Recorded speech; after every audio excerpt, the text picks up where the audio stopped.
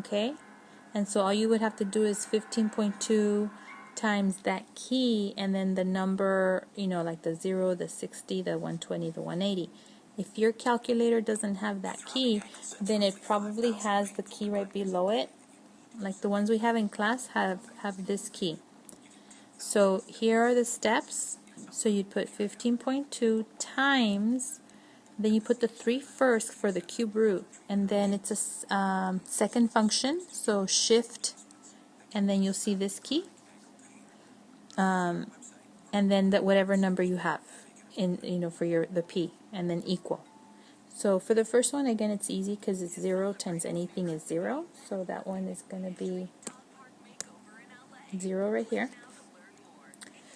For the next one, we get 51.98, so I'll just put 52.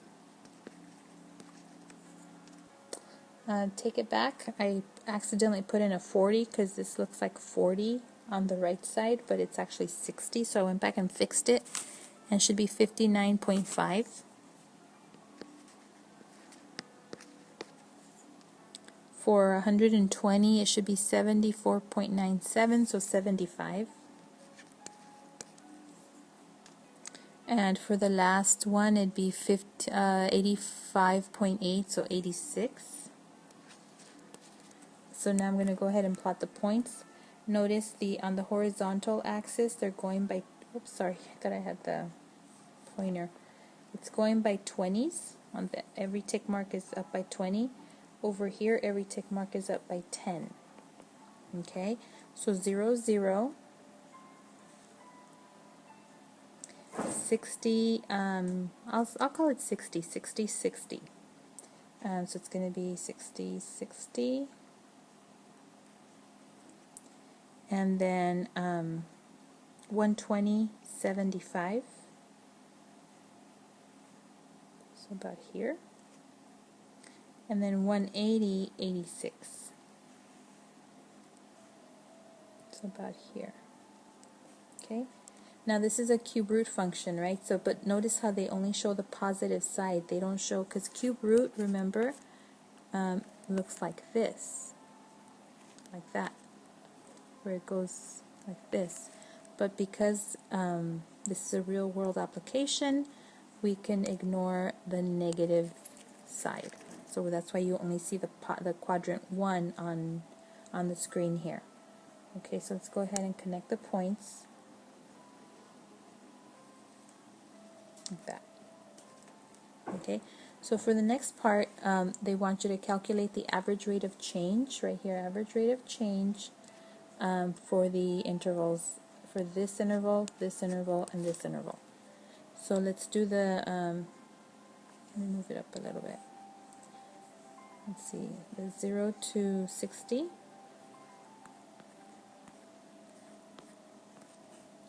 So you're going to go from 0 to 60, so we start off, and I'm going to use 60 instead of 59.5 right here. I'm going to use 60, so I'm going to do 60 minus 0 over 60 minus 0, so that's 1. And then from 60 to 120, I'm going to use these 2 points right here, these two. So it's going to be 75 minus 60 over 120 minus 60. So that gives me, what is it, it's 15 over 60. So that's 15, 15/31, so 0.25. And then the next interval, 120 to 180. Apologize for the messiness, but I ran out of room.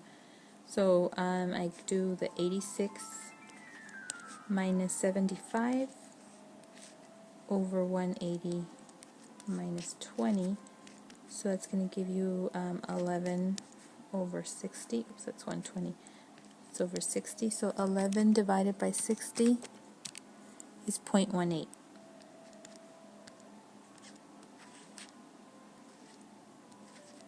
And the question is, what is happening to the average rate of change as the p-values of the intervals increase? So we started off with an average rate of change of 1, then we went to 0.25, then we went to 0.18, so they are decreasing. The average rate of change is decreasing. And you could see it right here because notice, look at the big jump, and then it kind of flattens out a little bit. So as we go to the right, the change in the intervals, like from here to here, here to here, here to here, is decreasing. So for number 5, they did not specify what values to use, so I just went ahead and used cube numbers. I mean, with the calculator, you could pretty much use any number. I could have picked any of these numbers here and used them, but I thought, what the heck, I'll just use the cube numbers. So the cube root of 0 is 0. The cube root of 1 is 1. The cube root of 8 is 2. The cube root of 27 is 3. And the cube root of 64 is 4. So I'm going to go ahead and plot this. So 0, 0. Now 1, 1 is not even going to register on the graph. I mean, it's going to be very, like every tick mark on the horizontal is 4, so it's going to be like 1/4 of the way. It's so close. 8, 2.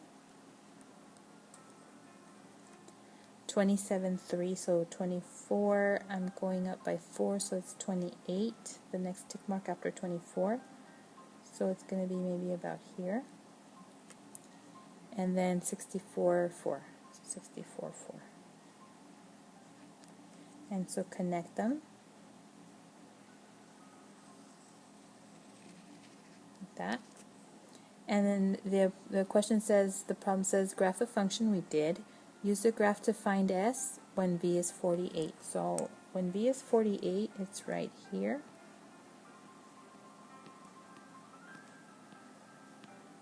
This point right here, we go across. Whoops. So according to our graph, when V is 48, S is approximately 3.5, 3.6, you know, because right here this is 3.5, so it's a little bit higher. So when V is 48, S is approximately 3.6. So we can, I mean, just punch it into the calculator, cube root of 48, and see how close we got.